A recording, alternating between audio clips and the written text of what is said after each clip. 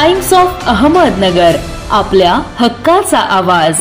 सध्या लोकसभा निवडणुकीचे वातावरण तापले आहे। विशेष म्हणजे लोकांना राजकारणाच्या गप्पा मारायला आवडतात, मात्र राजकीय विषयांवर बोलायला ज्ञान असणे आवश्यक आहे।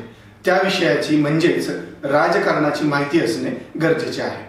लोकसभा निवडणूक सध्या चर्चेचा विषय जरी असला तरी लोकसभा निवडणुका कशा सुरू झाल्या, त्यावेळची परिस्थिती काय होती आणि कशी होती, अगोदर हे जाणून घेणं अत्यंत गरजेचं आहे। नमस्कार, मी भैयासाहेब बॉक्सर। लोकसभेच्या आखाड्यात आपलं स्वागत। स्वतंत्र भारतामध्ये सर्वप्रथम 1950 साली निवडणूक आयोगाची स्थापना करण्यात आली होती। सूरजकुमार जैन यांची पहिले निवडणूक आयुक्त म्हणून निवड करण्यात आली होती। त्यानंतर देशाच्या इतिहासामध्ये प्रथमच मतदारांची नोंदणी करण्यात आली होती। त्यामध्ये सुमारे 17,60,00,000 मतदारांची नोंदणी झाली होती। त्यावेळी मतदानासाठी वय वर्ष 21 पूर्ण असल्याची अट होती। ही निवडणूक सुमारे 5 महिन्यांपर्यंत चालली। या निवडणुकीत सुमारे 1874 उमेदवार रिंगणात होते। त्यावेळी मतदारांना स्वतंत्र बॅलेट पेपरची सुविधा करण्यात आली होती। ही निवडणूक 25 ऑक्टोबर 1951 ते 21 फेब्रुवारी 1952 मध्ये पार पडली। पहिलीच लोकसभा निवडणूक असल्या कारणाने देशामध्ये कुतूहलाचे व उत्सुकतेचे वातावरण त्यावेळेला पाहायला मिळत होते। स्वातंत्र्य मिळाल्यानंतर काही काळाकरिता म्हणजेच अधिकृत निवडणुका होऊन लोकशाही पद्धतीने सरकार स्थापन होईपर्यंत देशाचा कारभार चालविण्यासाठी एक मंत्रिमंडळ पंडित जवाहरलाल नेहरू यांच्या पंतप्रधान नेतृत्वाखाली अस्तित्वात होते। त्यात पक्षीय भेद न करता सर्व समावेशकता पाळण्यात आली होती। लोकसभा निवडणूक जाहीर होताच या काम चालू मंत्रिमंडळातील राजकीय मतभिन्नतेचा पहिला फटका बसला। राम मनोहर लोहिया व जयप्रकाश नारायण यांनी समाजवादी पक्ष, तर आचार्य कृपलानी यांनी किसान मजदूर प्रजा परिषद, तर डॉक्टर बाबासाहेब आंबेडकर यांनी शेड्यूल कास्ट फेडरेशन म्हणजेच आताची रिपब्लिकन पार्टी पक्षाची स्थापना केली। श्यामप्रसाद मुखर्जी यांनी जनसंघ पक्ष असे वेगवेगळे पक्ष स्थापन केले। परंतु काँग्रेस पक्ष त्यावेळी राजकीय दृष्ट्या प्रमुख पक्ष होता। पहिल्या लोकसभा निवडणुकीमध्ये 26 राज्यांमध्ये 401 मतदारसंघात ह्या निवडणुका घेण्यात आल्या होत्या। काही मतदारसंघांमध्ये लोकसंख्येनुसार एकापेक्षा अधिक म्हणजे 2 तर कुठे 3 जागांसाठी मतदान घेण्यात आले होते। पुढे 1960 नंतर बहुजगाची ही पद्धत बंद करण्यात आली। काँग्रेसने या निवडणुकीत 489 जागांपैकी 364 जागा जिंकून यश संपादन केले होते। 16 जागेवर विजय प्राप्त करून कम्युनिस्ट पक्ष हा विरोधी पक्ष म्हणून समोर आला होता। 12 जागांवर यश प्राप्त करून राम मनोहर लोहिया व जयप्रकाश नारायण यांचा समाजवादी पक्ष तिसऱ्या क्रमांकावर आला होता।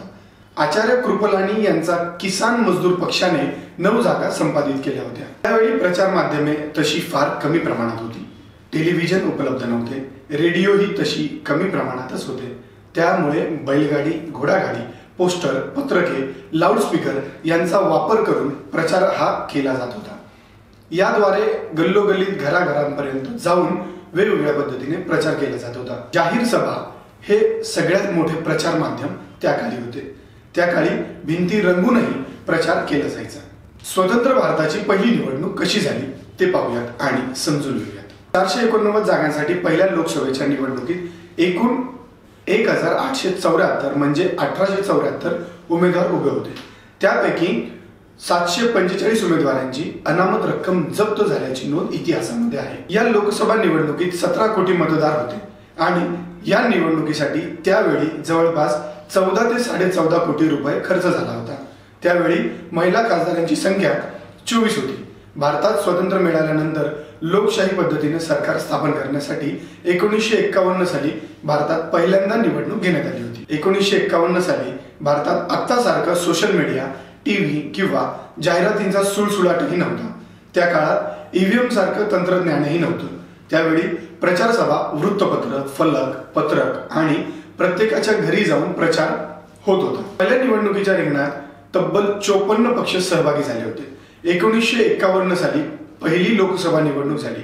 त्या लोकसभा निवडणुकीत एकूण देशातील 54 राजकीय पक्ष सहभागी झाले होते। देशभरात 1874 उमेदवार निवडणुकीसाठी उभे होते। त्या काळात ईव्हीएम आणि व्हीव्हीपॅट अर्थातच नव्हते। 1951 ते 52 साली बॅलेट पेपरचा वापर करण्यात आला होता। मतपत्रिका व मतपेटीमध्ये टाकण्यासाठी प्रत्येक मतदान केंद्रावर वेगवेगळे बॉक्स ठेवण्यात आले होते। कोणत्याही बॉक्समध्ये मत टाकायचं स्वातंत्र्य मतदाराला देण्यात आलं होतं। 2019 मध्ये होणाऱ्या लोकसभा निवडणुकीत पुन्हा बॅलेट पेपरचा वापर करण्यात यावा अशी मागणी विरोधक व मतदारांकडून केली जात आहे। ईव्हीएम मध्ये घोळ असल्याची विरोधकांकडून होणारी टीका आणि ईव्हीएमचा होणारा घोळ यामध्ये पुन्हा एकदा व्हीव्हीपॅट आणि बॅलेट पेपरवर मतदान घेण्याची मागणी विरोधक करत आहेत। 1951 ते 1952 साली प्रत्येक मतदान केंद्रासाठी स्वतंत्र बॅलेट पेपरची बॉक्सची सुविधा उपलब्ध होती। मतदार कोणत्याही मतदान केंद्रावर आपलं मत कोणत्याही बॉक्समध्ये टाकण्याचं मतदाराला त्या काळी स्वातंत्र्य होतं। कोणत्याही उमेदवाराला मत देण्याचं स्वातंत्र्य पहिल्या निवडणुकीत देण्यात आलं होतं। सर्वात जास्त महत्त्वाचा मुद्दा म्हणजे दक्षिण लोकसभा मतदारसंघ आणि त्यामध्ये विशेष म्हणजे पवार आणि विखेंचा वाद, त्यानंतर विखे आणि गडाखांचा वाद आणि त्यानंतर तुमच्या मनातला म्हणजेच विखे आणि लंके हा वाद। तर आपण विखे आणि लंके आणि दक्षिण मतदारसंघाचा इतिहास पुढच्या भागामध्ये नक्कीच पाहूया। तोपर्यंत पाहत राहा टाइम्स ऑफ अहमदनगर।